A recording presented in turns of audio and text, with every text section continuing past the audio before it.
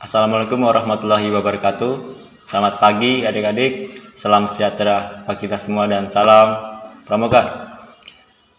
Perkenalkan, nama kakak Bayu Aditya Ramadan, lulusan SMAN 13 Kabupaten Tangerang, tahun 2019-2020.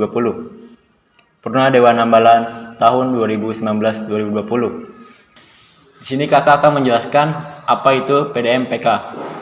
PDMPK adalah prinsip-prinsip dasar metode pendidikan kepramukaan, merupakan prinsip yang digunakan dalam pendidikan kepramukaan yang membedakan dengan gerakan pendidikan atau organisasi lainnya.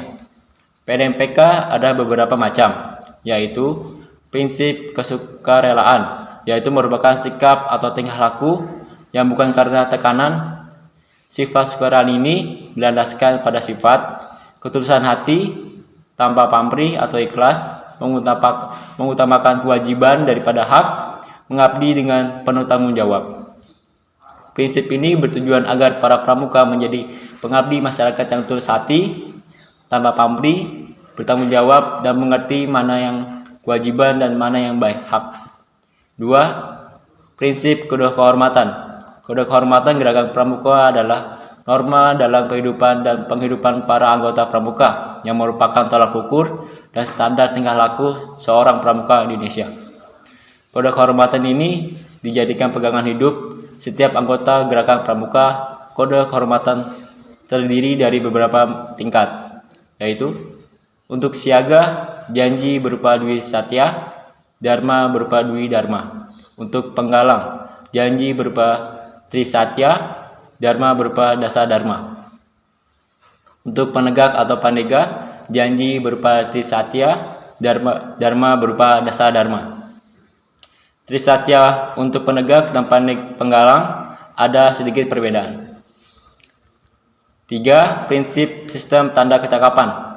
Tanda kecakapan diberikan setelah yang bersangkutan berusaha memperoleh dengan minta diuji secara swakarsa dan swadaya, yang diatur sedemikian rupa oleh pembina. Dalam kepramukaan ada dua tanda kecakapan, yaitu tanda kecakapan umum atau bisa disebut TKU, tanda kecakapan khusus bisa disebut TKK.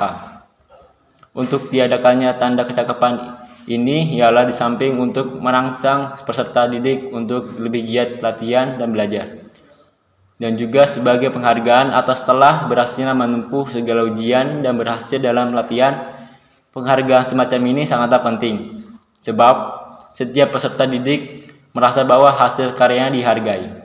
Maka, sebagai dorongan untuk lebih memajukan berkarya, sistem penghargaan ini dia pakai dalam kepramukaan. 4. Sistem beregu. Maksud dari sistem beregu ini ialah untuk memberikan kesepakatan kepada para pramuka untuk belajar mengolah kesatuan pramuka dan kegiatan lainnya. Tujuan sistem beregu ini ialah A. Mengembangkan dan membina moral Pancasila, bertanggung jawab, kemampuan berkelompok, demokrasi. B. Mendidik supaya berlaku percaya pada diri sendiri, menghormati orang lain, gotong royong, sikap hidup dalam masyarakat, dan kepemimpinan. Sistem beregu dilaksanakan untuk penegak. Dalam satuan kecil disebut sangga, yang dipimpin oleh pemimpin sangga dan dibantu oleh wakil pemimpin sangga.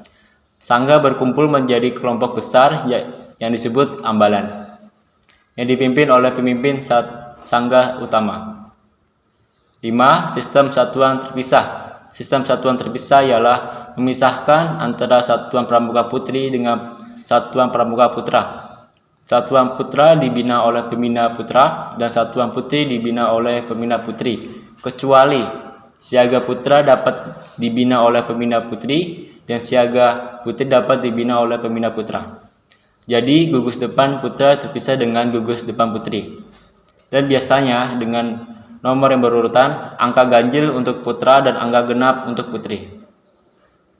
Tujuan dari diterapkan sistem ini adalah agar proses mendidik kepramukaan untuk masing-masing jenis dapat lebih intensif dan efektif. 6. Prinsip penyesuaian dengan perkembangan jasmani dan rohani. Maksud dari prinsip ini adalah agar proses pendidikan kepramukaan dapat mengenai sasaran dengan tepat pada tiap-tiap golongan umur pramuka. Untuk itulah, maka pramuka digolongkan berdasarkan usia.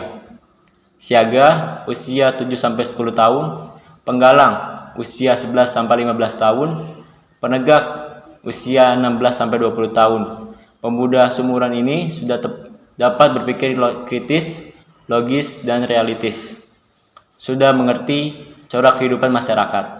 Anak pemuda usia ini sudah berani dan dapat mengambil tindakan sendiri. Dan untuk pandega usia 21-25 tahun.